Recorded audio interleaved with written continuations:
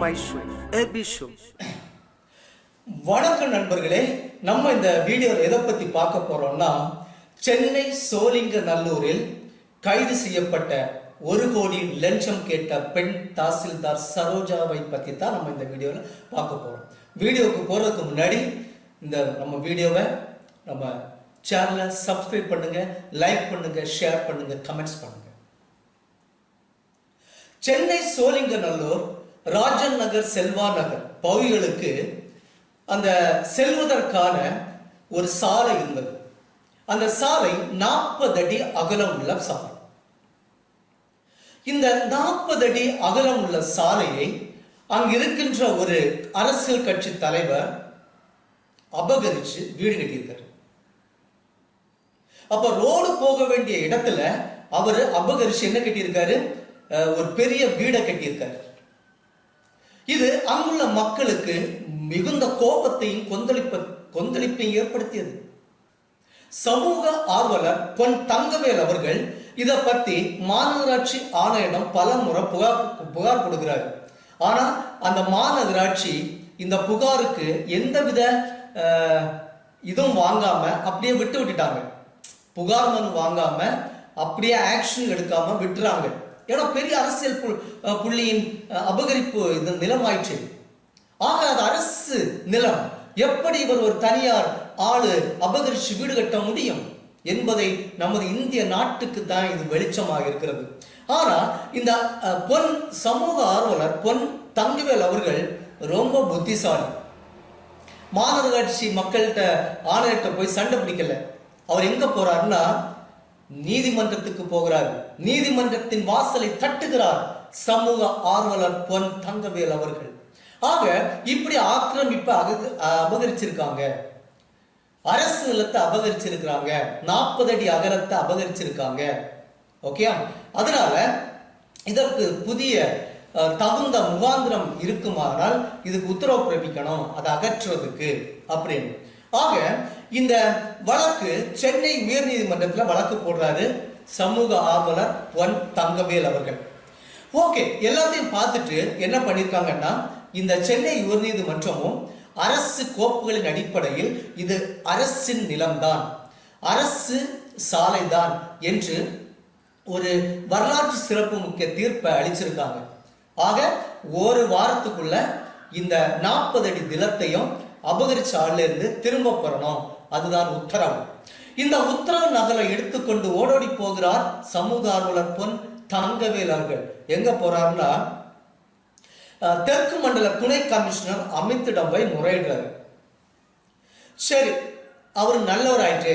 அமித்தும் என்ன சொல்றாருன்னா, ஓகே, நீதிமன்ற உத்தரவை நாங்கள் அமல்படுத்துகிறோம். அதற்காக அடையாறு மண்டல அலுவலகத்தில் சிறப்பு தாசில்தாராக பணிபுரிகின்ற சரோஜா, பெண் தாசில்தார் சரோஜாவை இந்த வேலைக்கு நியமனம் செய்கிறார். என்ன வேலைக்கு?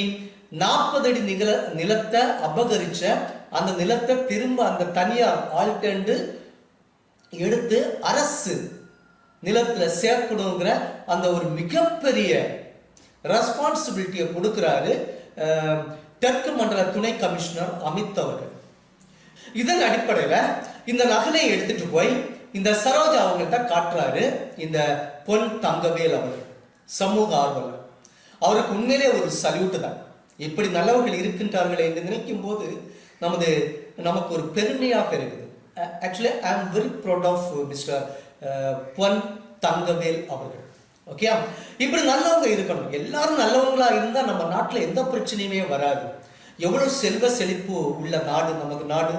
இப்படி அபகரித்து உங்களுக்கு என்ன கிடைக்க போகிறது? ஒருவேளை அது பணமாக கிடைக்க போகும். அதை வைத்து என்ன செய்ய போகிறீர்கள் நண்பர்களே? ஆக இந்த சரோஜாவிட்ட போய் டீல் பண்றாரு நம்ம பொன் தங்கவேல் அவர்கள். அப்பதான் பிரச்சனை ஆரம்பிக்குது. சரோஜா ஒரு தாய் உள்ள கொண்ட ஒரு சரோஜா என்று நினைத்தார் பொன் தங்கவேல் அவர்கள். ஆனால் சரோஜா தாய் அன்பு கொண்டவள் அல்ல. அவள் ஒரு பத்திரகாளி சரோஜாவாக மாறினாள். ஒரு தாசில்தார் என்பது எவ்வளவு கெத்தான ஒரு தொழில். நமது மக்களுக்கு சேவை செய்கின்ற தொழில் அரசாங்க தொழில். அந்த வேலையை மறந்து, தன் கடமையை மறந்து பேரம் பேசுகிறாள் இந்த சரோஜா தாசில்தார் அவர்கள். 1 கோடி ரூபாய் லஞ்சத்தை கேட்கிறார் இந்த சரோஜா அவர்கள். பொன் தங்கவேல் அவர்களிடம் இந்த 40 அடி நிலத்தை நாங்க அகற்றினோம்னா அந்த நிலத்தோட மதிப்பு கூடுது. நிலத்தோட மதிப்பு கூடுனா அந்த பக்கத்துல இருக்கிற நில உரிமையாளர்களுடைய நிலமும் ஆட்டோமேட்டிக்கலா மதிப்பு கூடுது. அதனால அந்த நில உரிமையாளர்களிடம் எல்லாத்தையும் கலெக்ட் பண்ணி 1 கோடி ரூபாய் எனக்கு தந்தீங்கன்னா 3 நாட்களில் இந்த அபகரிப்பை நான் அகற்றி காட்டுவேன், அகற்றி தருவேன் என்று வாக்குறுதி கொடுக்கிறாள் சரோஜா, பெண் தாசில்தார். நல்லா பேசி பார்க்கிறாரு தங்கவேல் அவர்கள், ஆனா முடியல. இறுதியாக 1 கோடி ரூபாய் தர வேண்டாம், 20 லட்சம் ரூபாய் தந்தா போதும் பேரம் பேசுகிறார். 20 லட்சம் ரூபாய் தந்தா போதும், அதுக்கு மேல் ரூபாய் தரண்டாம். ஓகே, இது கம் டு எண்ட். பேரம் பேச முடியுது. 20 லட்சத்துக்கு அட்வான்ஸ் 3 லட்சம் தரணும். 3 லட்சம் தந்த அடுத்த நாள் நாங்க அதுக்குள்ள எல்லா ஏற்பாட்டையும் செய்வோம் அப்படின்னு வாக்குறுதி கொடுக்கிறாங்க இந்த பெண் தாசில்தார் சரோஜா அவர்கள்.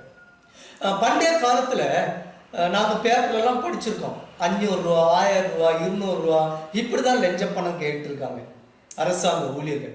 ஆனா இப்போ அப்படி இல்லை, குரோர்ஸ், லட்சம், லட்சமும் கோடிகளும் தான் அரசாங்க ஊழியர்களுக்கு தெரிந்த வேலை. தன்னுடைய வேலையை தெரியாத சரோஜாவை தூக்கிலிட்டு கொளுத்த வேண்டும்.